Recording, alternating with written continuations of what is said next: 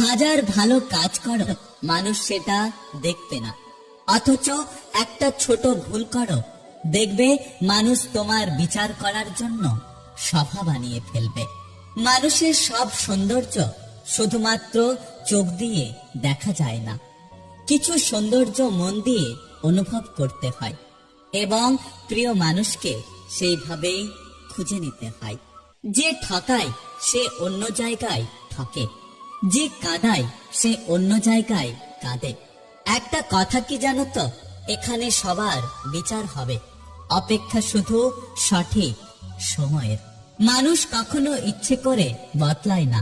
কিছু মানুষের অবহেলা, কিছু মানুষের স্মৃতি, কিছু মানুষের ব্যবহার আর পরিস্থিতি এবং সময় মানুষকে বদলাতে বাধ্য করে।